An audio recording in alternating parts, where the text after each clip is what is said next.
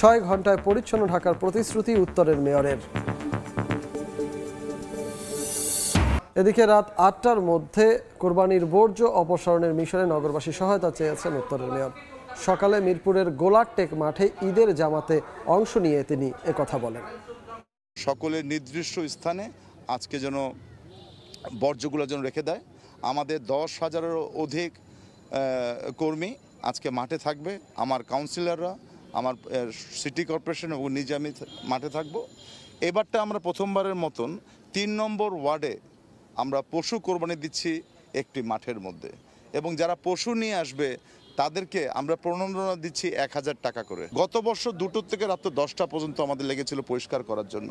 এবারটা আমি বলেছি 2টোর থেকে 8টার মধ্যে ঢাকা উত্তর সিটি কর্পোরেশনের সকল অলি গলি, main road, tertiary road, secondary road সব ইনশাল্লাহ আমরা পরিষ্কার করার জন্য সর্বাত্মক চেষ্টা করব।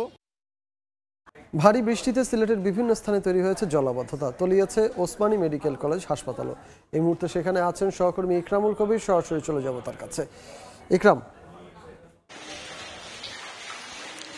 আমি এই মুহূর্তে আছি Sylhet MAG Osmani medical college হাসপাতালে। এই হাসপাতালের 27 নম্বর ওয়ার্ড, 31 নম্বর ওয়ার্ড সহ নিচের তলা প্রশাসনিক ভবন সহ একেবারে নিচের তলা পানিতে পুরো পরিপূর্ণ হয়ে গেছে।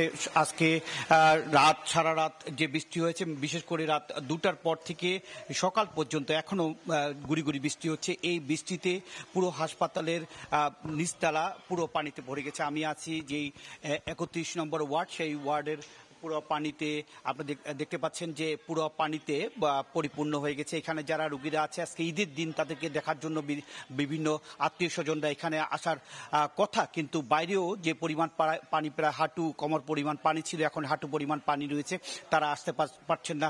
শুধু এই হাসপাতালের এই জায়গা নয়, সিলেটের অধিকাংশ নিচু এলাকা এবং অধিকাংশ শহরের পাড়ে এলাকাগুলো পানিতে নিমজ্জিত হয়ে গেছে। 173 মিলিমিটার বৃষ্টিপাত রেকর্ড করেছে আবহাওয়া বিভাগ 24 ঘন্টায়।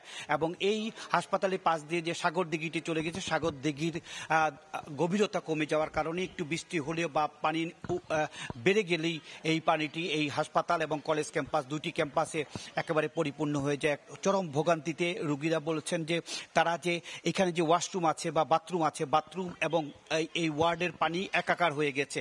এবং শুধুমাত্র এই এলাকা নয়, সিলেট নগরী বিভিন্ন জায়গায় জলাবদ্ধতা বা পানি উঠে যাওয়ার কারণে এই যে পশু আজকে জবা হচ্ছে, পশুর বিভিন্ন বর্জ্য মানে পানিতে মিশে পুরো পরিবেশ দূষণ করে ফেলছে।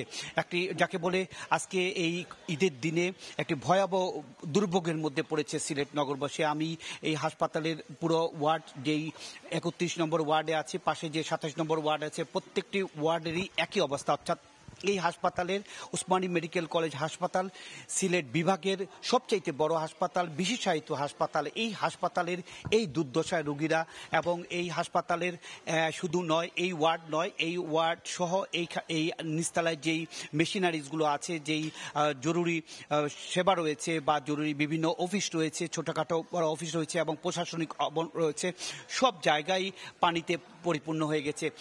ভোগান্তির পাশাপাশি বিরাট বড় ক্ষতির মধ্যে পড়েছে হাসপাতাল।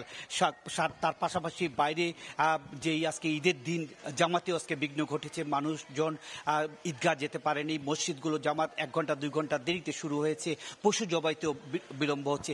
মোট কথা বলা যায় আজকে ঈদের দিন চরম ভোগান্তির মধ্যে রয়েছেন সিলেট নগরবাসী। এ ছিল সিলেটে যে প্রবল বৃষ্টির পরে জলাবদ্ধতা সৃষ্টি হয়েছে এবং বিভিন্ন জায়গায় পানি উঠে গিয়েছে, তার সবশেষ খবর।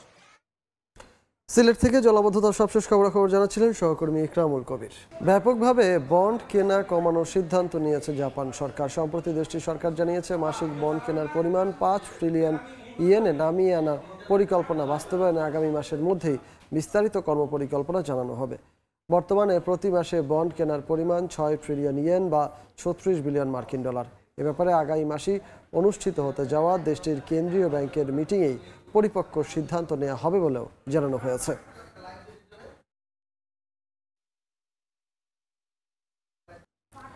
মার্কিন বাধার মুখেও রাশিয়ার সঙ্গে দ্বিপাক্ষিক বাণিজ্যে কোনো নেতিবাচক প্রভাব পড়বে না বলে জানিয়েছে চীন। সম্প্রতি এক অনুষ্ঠানে দুই দেশের অর্থনৈতিক স্বার্থে এমন দৃঢ় অবস্থানের কথা জানিয়েছে চীনের পররাষ্ট্র মন্ত্রণালয়।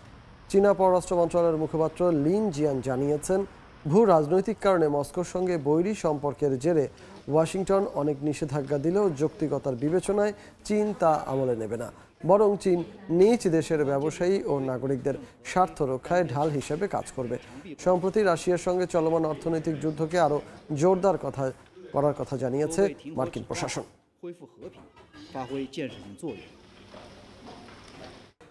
ঘূর্ণিঝড় রেমালের ক্ষত শুকায়নি পটুয়াখালী ও বরগুনায়। ক্ষতিগ্রস্ত 6 শতাধিক শিক্ষা প্রতিষ্ঠান এখনও সংস্কার করা হয়নি।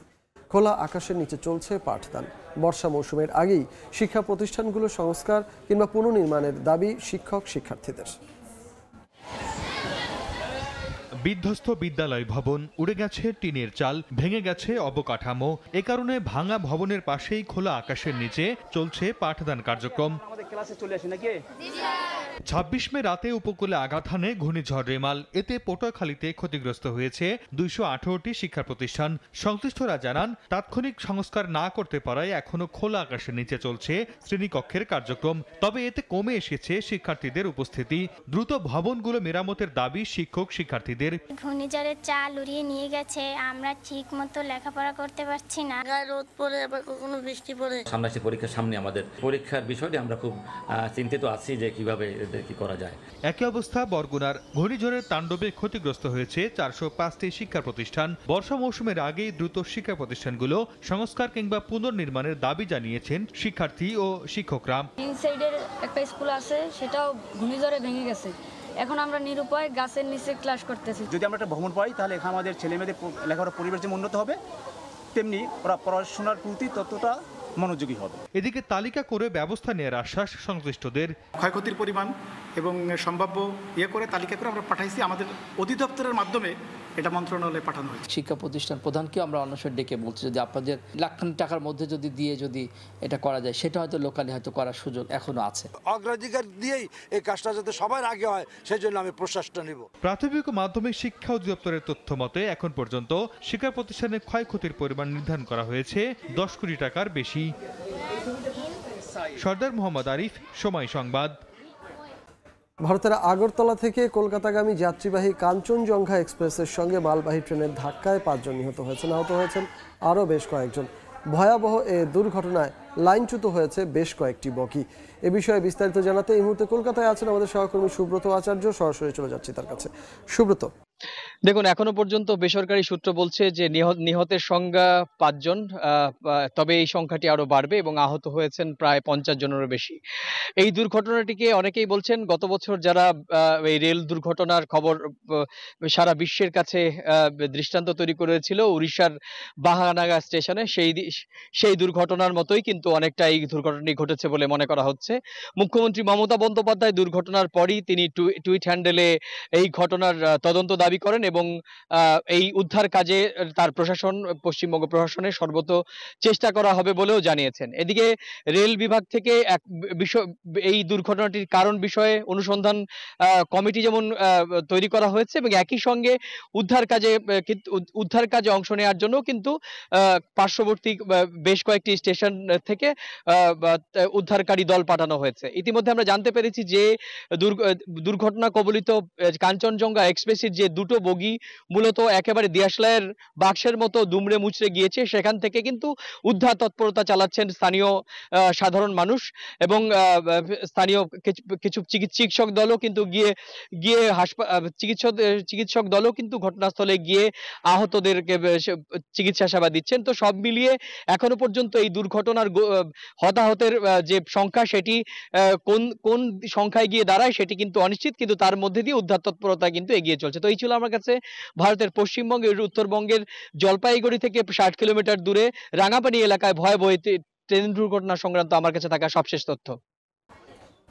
এই ছিল এই সময়ের বাণিজ্যে। সময় সংবাদে সঙ্গে থাকবেন সহকর্মী আফরোজা মৌটুসী। ধন্যবাদ রিচার্ড, ঈদ মোবারক আপনাকে।